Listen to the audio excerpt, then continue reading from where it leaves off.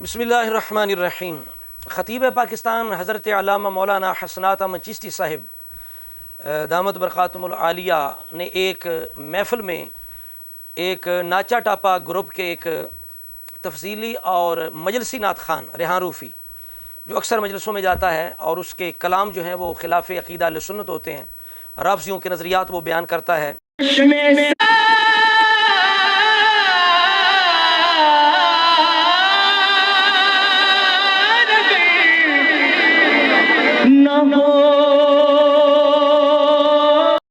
آدم دی توبہ ہوئی صدقے اے پنج قبولے کشتی نو تے لکھے پنج تن بحق اصولے۔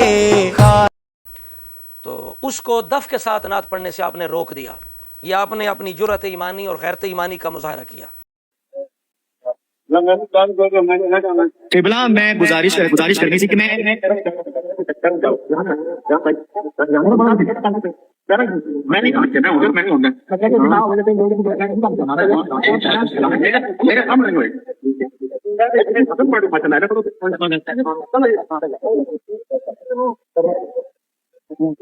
کون ہے بھائی؟ یہ دف ہے، میں نکال کے حدیث مبارکہ آپ کو دلا سکتا ہوں۔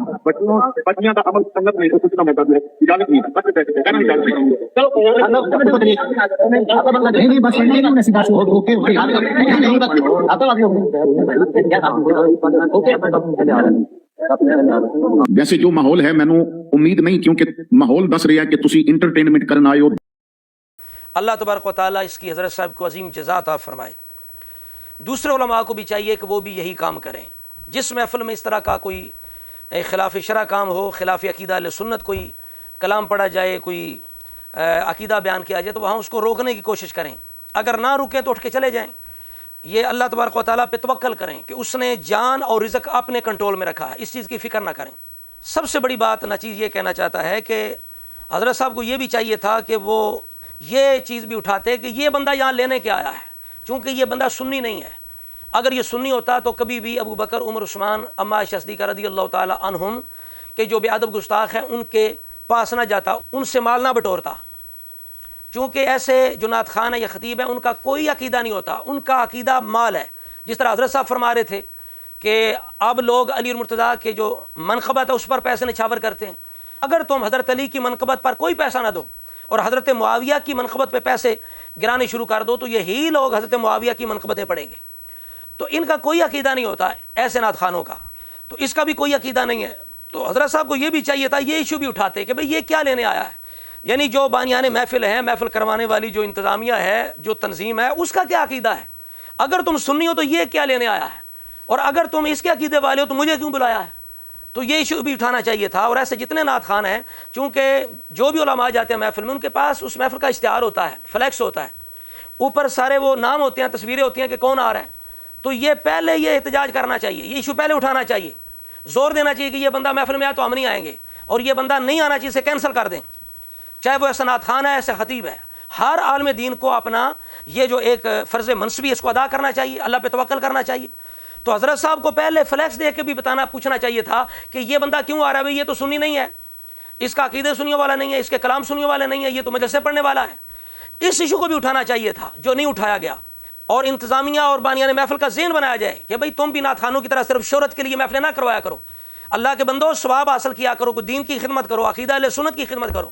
تم صرف لوگ اکٹھے کرنے کے لیے یہ جناب ڈھول ڈمکیوں والے نعت خوان بلا لیتے ہو، اور سنے لگانے والے، کہانیاں سنانے والے تم خطیب بلا لیتے ہو، تمہارا صرف مقصد چسکا لینا ہے، بندوں کو اکٹھا کرنا ہے، اپنی شہرت ہے، اپنی ناموری ہے کہ بڑے حضرت صاحب جناب دیوانے ہیں نبی پاک علیہ السلام کے اور بڑے عاشق اہل بیت ہیں۔ تو اس لیے سب سے پہلے ان نعت خوانوں سے بھی زیادہ جو ذہن بنانے کی بات ہے یا تربیت کی ضرورت ہے وہ بانیان محفل کی ہے، ان کا ذہن بنایا جائے، ان کی تربیت کی جائے، اور ان کا زیادہ یہ ذمہ داری بھی ہے اور قصور بھی ان کا ہے کہ وہ بڑی بڑی محفلیں کرا کے بڑا بڑا خرچ کرا کے وہ دین کی خدمت نہیں ہوتی، عقیدہ اہل سنت کی خدمت نہیں ہوتی، وہ اصل میں اس طرح کے جو بد عقیدہ اور بد اعمال قسم کے نعت خوان اور خطیب ہیں، یہ ان کی دکانداریاں چمکائی جا رہی ہیں، یہ ان کا فائدہ ہو رہا ہے، سارا ان کا فائدہ ہو رہا ہے، عوام کو کچھ حاصل نہیں ہو رہا، اہل سنت کو الٹا نقصان ہو رہا ہے۔ تو باقی جو دف کی بات ہے، دف پر میں بات عرض کر دوں کہ جو دف ہے یہ چونکہ ایک آلہ ہے کھیل کود کا، تفریح کا، لہو اور لائب کا آلہ ہے۔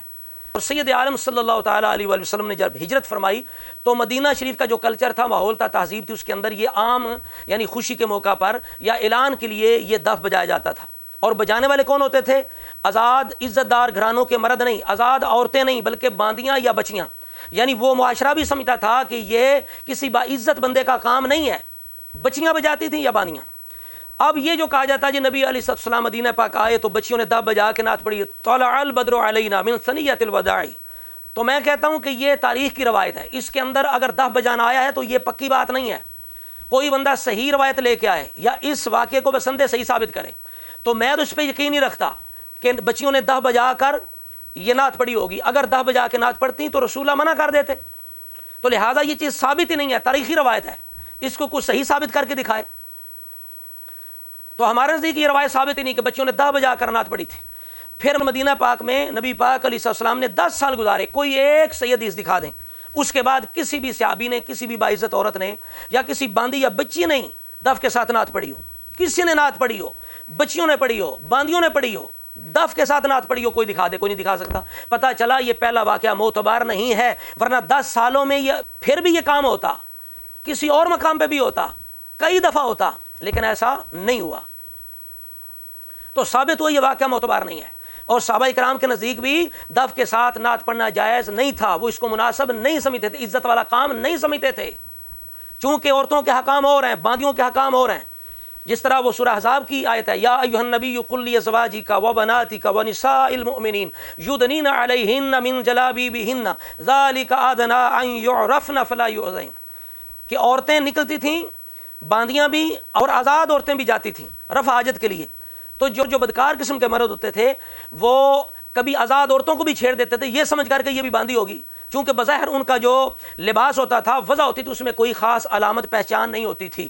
تو اللہ تبارک و تعالیٰ نے یہ آیت نازل کی کہ جو آزاد عورتیں ہیں، عزت دار گھرانوں کی عورتیں ہیں، وہ اپنا خاص وضع اپنائیں، خاص حیت اپنائیں، خاص اپنا لباس رکھیں، اپنی جو چادر اس کو چہرے پہ کریں، تاکہ اس طرح کے جو بدکار قسم کے بری نیت والے لوگ ہیں وہ پہچان گئے کہ یہ باندی نہیں ہے، عام عورت نہیں ہے، یہ عزت والی عورت ہے، اور اسے کوئی بھی اس طرح کا بندہ تکلیف نہ پہنچائے. مفسرین لکھتے ہیں فَأُمِرْنَا أَن يُخَالِفْنَا بِزِيِّهِنَّ عَنْ زِيِّ الْإِمَاءِ کہ آزاد عورتیں اپنی خاص پہچان رکھیں، باندیوں سے الگ اپنی وضع جو ہے وہ قائم کریں، تاکہ بری نیت والے انہیں کوئی تکلیف نہ دے سکیں. تو پتہ چلا آزاد عورتوں کے اور احکام ہیں، باندیوں کے اور. تو باندیاں دف بجایا کرتی تھی، بچیاں بجایا کرتی، آزاد عورتیں، پردہ دار عورتیں یہ کام نہیں کرتی، مرد بھی نہیں کرتے تھے. یہ اس دور کا معاشرہ بھی اتنی سوجھ بوجھ رکھتا تھا کہ یہ کوئی عزت والا کام نہیں ہے، ایک تفریح والا کام ہے، لہو لائے والا کام ہے. اور قرآن بھی کہتا ہے والذین اذا مروا باللغو مروا کراما. اللہ کے نیک بندے فضولیات میں نہیں پڑتے، تو یہ فضول کام ہے. چونکہ اس دور کی ضرورت تھی، اعلان کا اور ذریعہ نہیں تھا. آج میڈیا کا دور ہوتا تو یہ کام نہ ہوتا، نبی پاک اس سے بھی منع فرما دیتے.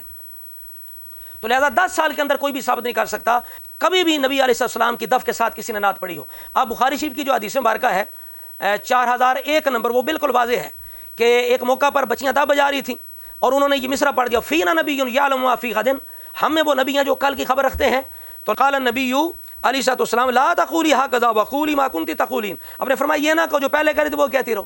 اب یہاں بالکل واضح ہے کہ آپ نے یہ پسند نہ کیا کہ اس ماحول کے اندر میری شان بیان کی جائے، میری نعت پڑھی جائے. اگر کوئی یہ کہتا نہیں یہ اس لیے منع کیا کہ وہ کل کی خبر تھی، اور نبی علیہ السلام نے اس لیے منع کر دیا کہ سورہ لقمان کے آخر میں اللہ تعالیٰ فرماتا ہے کہ علوم خمسہ صرف اللہ کے سوا کو نہیں جانتا، تو میں کہتا ہوں کہ وہاں ذاتی طور پہ کو نہیں جانتا، اللہ تعالیٰ فرمائے تو جانتے ہیں. اور ہمارے آقا و مولا علوم خمسہ رکھتے ہیں.